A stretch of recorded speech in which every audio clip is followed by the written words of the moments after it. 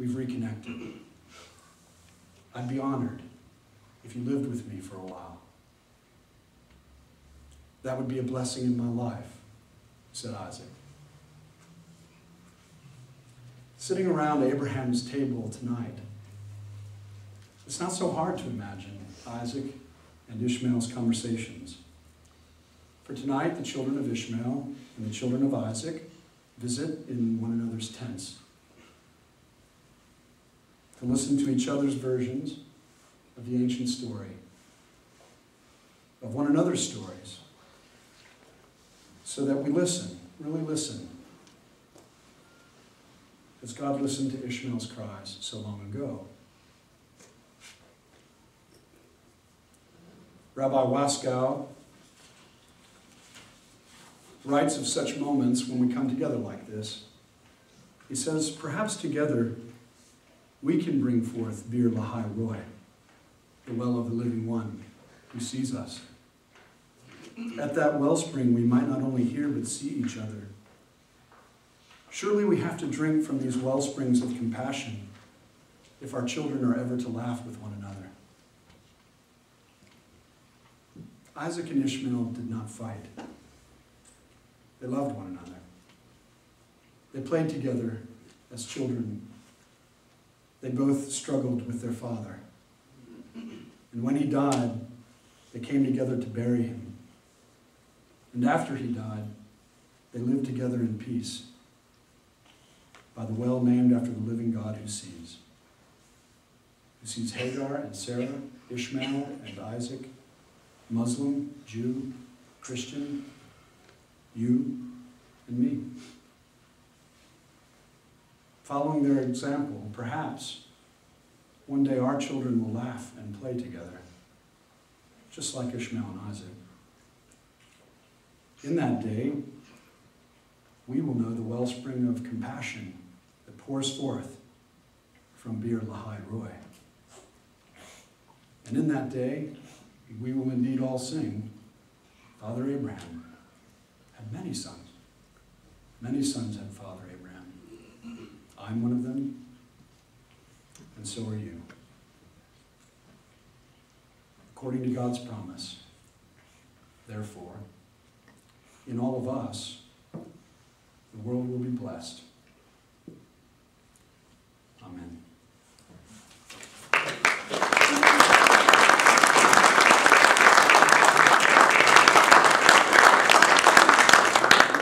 I'm happy to respond to any questions, or if I got things wrong, what's in the Nihat, you need to correct me, because my knowledge again of the Quran is woefully inadequate. But any questions? Yes, sir. Not so much a question, but can you give me a more precise reference to the 4th century Midrash? Yes, I've got the footnote. Let's see. Let me find mine. It's in an article by Yvonne Sherwood. The name of the article is Binding-Unbinding, Divided Responses of Judaism, Christianity, and Islam to the Sacrifice of Abraham's Beloved Son. It's in the December 2004 issue of the Journal of American Academy of Religion. Does that help? I should be able to find it. Okay. And pages 821 to 861. It's and I think, I don't remember the exact page number, but it's in the first third of the article. Yes, good. Yes, I don't know if you're able to answer my question, but I'd like to throw it out there to you or to anyone else. I realize that there are a number of stories from the Old Testament of the Christian Bible that are also reflected in the Torah, in the first books of the Torah, that are also reflected in the Quran. Are you able to maybe explain a little bit? I've always wondered how it is that there are a select number of stories that are quite true, that ring true and resonate for Christians, Jews, and Muslims. And if you could, if you or anyone else can give shed a little light on those stories and the origin and how it is that the three religions share these stories. Like, for example, Abraham. Well, I mean, obviously the Abraham story comes from Judaism. Right. And it was their story before it was anybody else's story. And I think, again, if Nihat wants to respond, but your question also gets into how we understand the scriptures to be true, and how we understand the scriptures to be truth, which is a little different. So if we understand the scriptures to be truth, then we're not necessarily threatened by different versions of the story, because they might communicate different truths. So, for example, the story of the binding of Abraham's son. The story in the Quran is clearly about submission of Abraham and submission of who Muslim tradition eventually names as Ishmael. Because in that story, Ishmael says, Isaac says, hey, son, I've had a dream and I'm supposed to sacrifice you. And I'm paraphrasing. And Ishmael says, well, whatever God says we need to do, we need to do. And so the story is told, again, as a cornerstone, as I understand it, of the Muslim faith, that the key to peace is submitting to God and surrendering to God. And so that's the heart of the story. Within Judaism, I'm not so sure that's the heart of the story. I mean, there's a lot of rabbinical commentary on what's the heart of that truth. And so the story is told a little differently. The substitute sacrifice is detailed much more in Genesis than it is in the Quran. And then for Christians, we link that directly to Jesus, who was the son sacrificed for us all in the way that God did not require, however you want to read the story, Isaac or Ishmael or whatever your source is. But I think there are truths within all of those stories.